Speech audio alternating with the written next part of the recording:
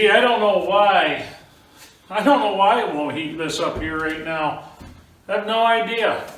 It's kind of odd, you know. I built this thing super breezy so far, so anyway, pretty obvious I'd say why we're not heating. I'll show you guys some other gaps around. If you guys are curious, you're building with green lumber, the stuff you put on the outside of the building shrinks horribly. That's why this is just a sheathing layer.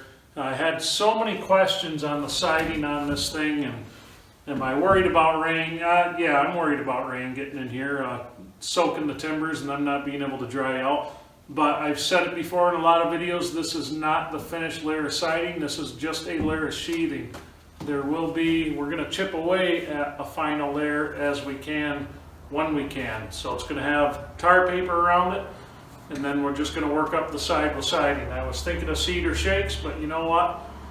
I really don't feel like riding all those shakes, so call me lazy, but that would be a whole lot. Quite a few squares gonna have to hit this building. So we'll figure out what we're doing. Maybe I'll do some, not quite sure yet. But anyway, what we have on tap for today, let's start getting this stuff sealed up. This eave right here, it's only gonna take me about an hour to seal it up. We have the stairwell to finish closing in. I've got some more boards for that. Now we gotta make a door for it. Nothing too fancy, nothing too major. Got one spot in the floor right over top of the tie beam. Don't ask me why. I guess I'm just king procrastinator. I always leave one little thing undone. So I've got about a 2.5 foot long board to put there. It's nothing, it's not a hole anybody could step in or anything like that, but it is another spot for air to penetrate.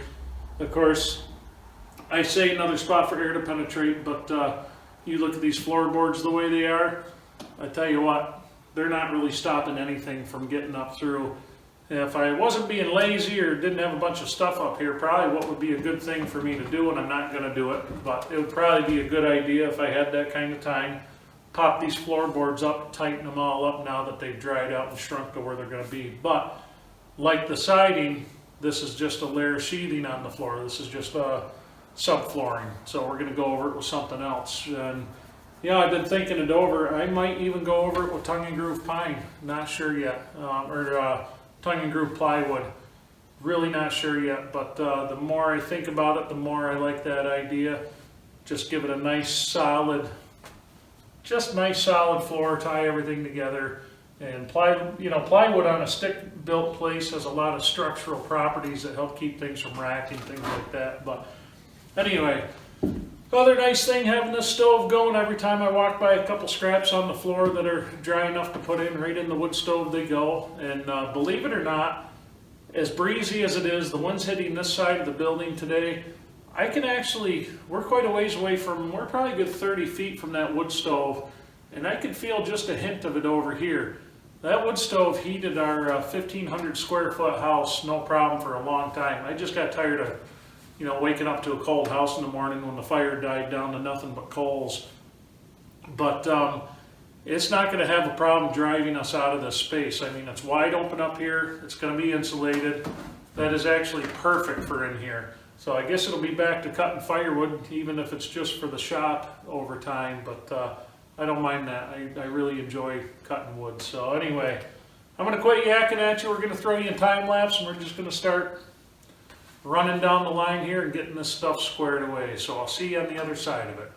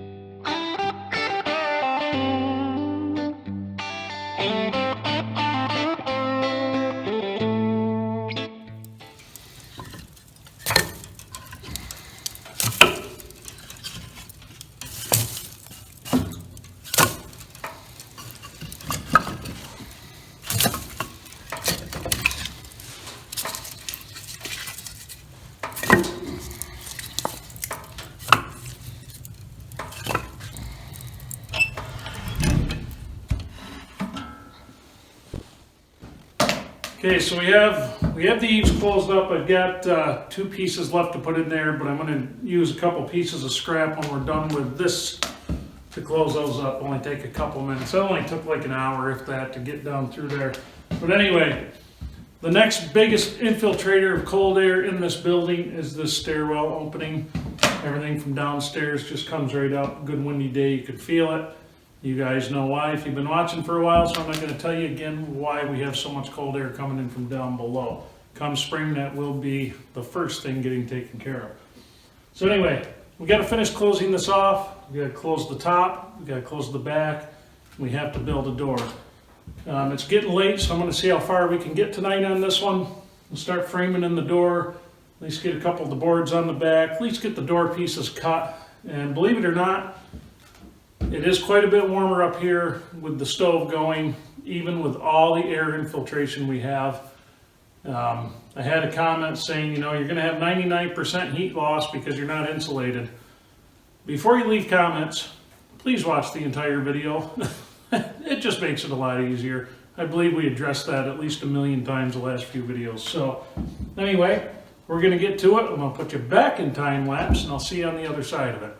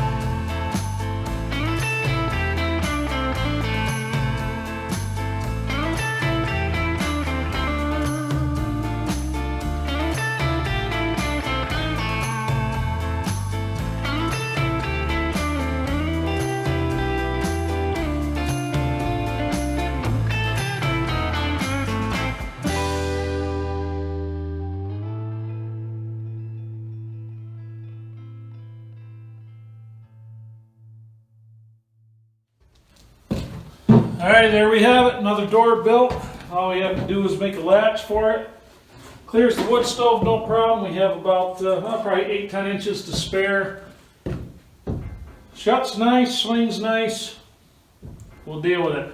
So we got to make a latch next time out. We got to finish closing this box and sealing it up. Hoping to have enough lumber to do it. That would be really, really nice. So I guess that's her. I guess we'll just see what happens. So anyway, nice to have our stove going. I think we had a pretty damn good weekend this weekend here for progress-wise. We're kind of getting back in the saddle. We're getting the things regularly again.